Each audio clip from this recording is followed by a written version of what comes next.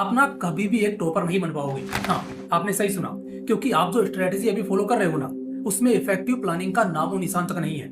आज भी आप वही कर रहे हो जो पिछले 5-6 सालों से हर कोई करता आया है। सिलेबस को लास्ट मिनट तक खींचना और बिना किसी स्ट्रक्चर के पढ़ाई करना। पर क्या आपको पता है, रिसर्च ये कहती है कि जो स्टूडेंट बिना स्ट्रक्चर के पढ़ाई करते हैं ना, उनके ब्रेन का कोग्निटिव लोड बढ़ जाता है, जिससे वो तेजी से थक जाते हैं और जानकारी को लंबे समय तक याद रखने में उन्हें दिक्कत होती है। ऐसे में आप कभी अपने टॉपर बनने के सपने को पूरा नहीं कर पाओगे। पता है क्यों? क्योंकि टॉपर बनने के लिए कुछ अलग करना पड़ता है। टॉपर वो करता है जो कोई नहीं करता। जैसे मनी हाइस्ट के प्रोफेसर, आपने देखा होगा कि उनकी हर एक स्ट्रेटेजी पहले से प्लान की हुई होती है। वो अपने हर स्टेप को माइक्रो लेवल तक सोचते हैं। एक रिसर्च ये बताती है कि जिन लोगों के पास क्लियर गोल सेटिंग और स्ट्रक्चर्ड प्लानिंग होती है ना, उनकी सफलता की संभावना 42% ज्यादा होती है। तो अगर आपको टॉपर बनना है ना, तो आपको अप्रोच बदलनी पड़ेगी। आपको सिर्फ सिलेबस पूरा नहीं करना, बल्कि उसे मास्टर करना है। एक क्लियर रोड मैप के साथ हर एक चैप्टर पर पकड़ बनानी है, जैसे हर एक टॉपर स्टूडेंट करता है। और ये सब कैसे होगा, इसके 3 पॉइंट्स अभी मैं आपको बताऊंगा, जिससे सिर्फ 3 महीनों में ही आप अपना सिलेबस पूरा कंप्लीट कर लोगे। और सिर्फ कंप्लीट ही नहीं, बल्कि आप उस पर मास्टरी हासिल कर लोगे। तो चलो जानते हैं उन 3 पॉइंट्स के बारे में। नंबर 1, मनी हाइस्ट के प्रोफेसर की तरह प्लानिंग करो। अगर आपने मनी हाइस्ट देखी है, तो आप प्रोफेसर को जरूर जानते होंगे, जिन्होंने अपनी टीम को दुनिया की सबसे बड़ी रोबरी के लिए तैयार किया था। उसने न केवल प्लान बनाया, बल्कि हर एक डिटेल पर अच्छे से ध्यान दिया, जैसे लोकेशन, टीम के लोगों की ताकत और उनकी कमजोरियां, उनकी एग्जीक्यूशन स्ट्रेटेजी।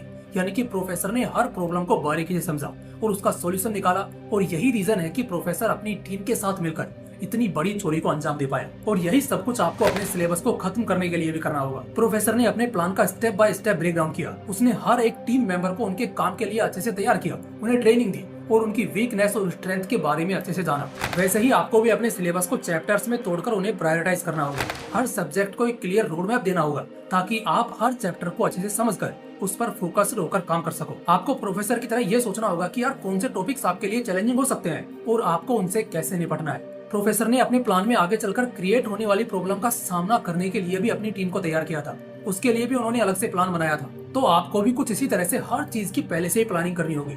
आपको भी ये ध्यान रखना होगा कि कौन सा ऐसा सब्जेक्ट है जो एग्जाम टाइम पर आपके लिए बड़ी मुसीबत बन सकता है, ताकि आप पहले से ही तैयार रहो। अगर आप हर सब्जेक्ट को एक छोटी रोबरी की तरह देखोगे ना, जिसमें आपको प्लानिंग, पढ़ाई और प्रैक्टिस करनी है, तो आप अपने सिलेबस को बहुत अच्छे से कंप्लीट कर लोगे। और हाँ, इस प्लानिंग में टाइम लाइन सेट करना बिल्कुल भी मत भूलना, क्योंकि प्रोफेसर ने भी अपनी रोबरी के लिए एक फिक्स टाइम सेट किया था कि उन्हें किस दिन बैंक से बाहर निकलना है। तब जाकर वो इस चोरी को अंजाम दे पाए। देखो, इस चोरी को सफल बनाने में अगर किसी चीज का सबसे बड़ा हाथ है ना, तो वो है सिर्फ और सिर्फ प्रोफेसर की प्लानिंग। क्योंकि उन्होंने कई सालों तक बैठकर इसकी प्लानिंग की थी और प्रोफेसर ने इसके बारे में अपनी टीम के अलावा किसी को भनक तक नहीं लगने दी। क्योंकि उन्हें पता था कि अगर प्लान गलती से भी लीक हो गया ना, तो सारी मेहनत बर्बाद हो जाएगी। ठीक इसी तरह से आपको भी अपनी प्लानिंग के ढिंडोरे नहीं पीटने हैं कि यार मैं अपने सिलेबस को ऐसे कंप्लीट करूंगा, इस तरह से प्लानिंग करूंगा और फिर देखना मैं कैसे टॉपर बनता हूँ। आपको ये सब नहीं करना है। आपको प्लानिंग तो करनी है, लेकिन एकदम सीक्रेट तरीके से। मेरे कहने का मतलब है कि आपको प्रोफेसर की तरह एक तगड़ी वाली प्लानिंग करनी है अपने सिलेबस को कंप्लीट करने की। तब जाकर आप टाइम पर अपने सिलेबस को कंप्लीट कर पाओगे। चलो अब आते हैं पॉइंट नंबर 2 पर। Point number 2, use Pomodoro technique. जैसे मान लो आपने प्रोफेसर की तरह एक तगड़ी वाली प्लानिंग तो कर ली है, तो अब बारी है पढ़ाई करने की। और उसके लिए आपको यूज करना है पोमोडोरो टेक्निक का। ये टेक्निक स्टडी की सबसे बेस्ट टेक्निक मानी जाती है। और ऐसा मैं इसलिए बोल रहा हूँ क्योंकि वो व्यक्ति जिसने इसे बनाया था ना, वो पढ़ाई में बहुत कमजोर था, लेकिन इस टेक्निक का यूज करके उसने एजुकेशन फील्ड में झंडे गाड़ दिए थे। और जब उसे लगा कि ये टेक्निक सच में वर्क करती है, तो वो इस टेक्निक को इस दुनिया के सामने लेकर आया। जी हाँ, मैं बात कर रहा हूँ फ्रांसेस्को सिरिलो की, जिसने इस टेक्निक को बनाया था। और इस टेक्निक में हमें बेसिकली एक 30 मिनट का साइकिल पूरा करना होता है, जिसमें हमें 25 मिनट तक पढ़ना होता है और 5 मिनट का ब्रेक लेना होता है। चलो अब मैं इसे अपने शब्दों में सिंपल तरीके से समझाता हूँ। जैसे मान लो आप पढ़ने बैठे और आपने पोमोडोरो टेक्निक का यूज किया और आपने एक पोमोडोरो कंप्लीट भी कर लिया। यानी कि आपने 30 मिनट का टाइम लिया, जिसमें आपने 25 मिनट पढ़ाई की और उसके बाद आपने 5 मिनट का ब्रेक लिया। तो आपने यह जो 25 मिनट की पढ़ाई की है ना, ये वो उस 1 घंटे के बराबर है जो आप इस टेक्निक का यूज करने से पहले पढ़ते थे।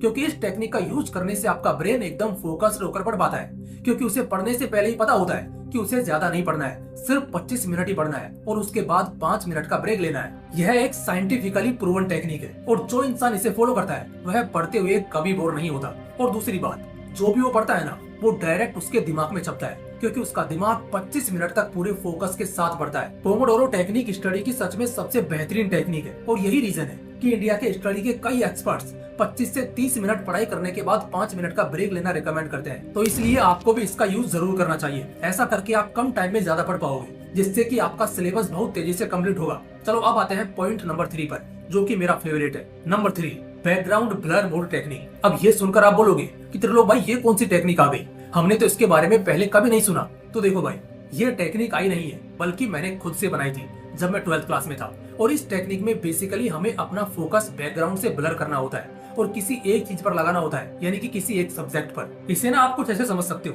कि जब हम कोई वीडियो शूट करते हैं ना, तो उसमें फोकस सिर्फ सब्जेक्ट पर रखा जाता है और बाकी के बैकग्राउंड को ब्लर कर दिया जाता है, ताकि आपका ध्यान सिर्फ एक जगह पर रहे, यानी कि सब्जेक्ट पर, ना कि पूरे बैकग्राउंड पर। अब मैं आपको ये समझाता हूँ कि इस टेक्निक का यूज आप कैसे कर सकते हो अपने सिलेबस को पूरा करने के लिए। तो इस टेक्निक में आपको अपना फोकस कुछ टाइम के लिए सिर्फ एक सब्जेक्ट पर रखना होता है और बाकी के सब्जेक्ट्स को ब्लर कर देना होता है, यानी कि कुछ टाइम के लिए आपको सिर्फ एक सब्जेक्ट को ही ज्यादा पढ़ना है, उस पर ही ज्यादा ध्यान देना है और बाकी के सब्जेक्ट्स पर आपको ज्यादा ध्यान नहीं देना होता है, सिर्फ थोड़ा बहुत ही पढ़ना होता है। ऐसा करने से ही कुछ ही दिनों में आपका वो सब्जेक्ट अच्छे से कंप्लीट हो जाएगा जिस सब्जेक्ट पर आपका फोकस था। और जब आपका एक सब्जेक्ट कंप्लीट हो जाएगा ना, तो इससे आपके अंदर कॉन्फिडेंस आएगा कि यार मेरा एक सब्जेक्ट तो कंप्लीट हो ही चुका है, अब बस 5 सब्जेक्ट ही तो बचे हैं, इनको भी एक एक करके कंप्लीट कर ही दूंगा। और जब आपका वह एक सब्जेक्ट कंप्लीट हो जाए ना जिस पर आपका फोकस था, तो अब आपको उसे ब्लर मोड पर डाल देना है, यानी कि उसका सिर्फ रिवीजन करना है और अपना फोकस किसी दूसरे सब्जेक्ट पर करना है, ताकि आपका दूसरा सब्जेक्ट भी जल्दी से कंप्लीट हो जाए। इस टेक्निक का यूज करके आप एक एक सब्जेक्ट को बहुत आसानी से कंप्लीट कर सकते हो। आपको पता भी नहीं चलेगा कि कब आपका सिलेबस कंप्लीट हो गया। तो मैं आपको ये रिकमेंड करूंगा कि आपको भी इस टेक्निक का यूज जरूर करना चाहिए। ऐसा करने से आपको गजब का रिजल्ट देखने को मिलेगा। तो गाइस, कुछ इस तरह से आप अपने सिलेबस को कंप्लीट कर सकते हो। और जिस तरह से मनी हाइस्ट के प्रोफेसर ने चोरी को अंजाम दिया था ना, ठीक उसी तरह से आप अपने सिलेबस को पूरा करके अपने टॉपर बनने के सपने को अंजाम दे सकते हो। तो कौन कौन इन तीनों टॉपिक्स को फॉलो करने के लिए तैयार है, कमेंट बॉक्स में लिखकर जरूर बताना। तो चलो फिर मिलते हैं नेक्स्ट वीडियो में किसी इंटरेस्टिंग टॉपिक के साथ। तब तक के लिए जय हिंद, जय श्री कृष्णा।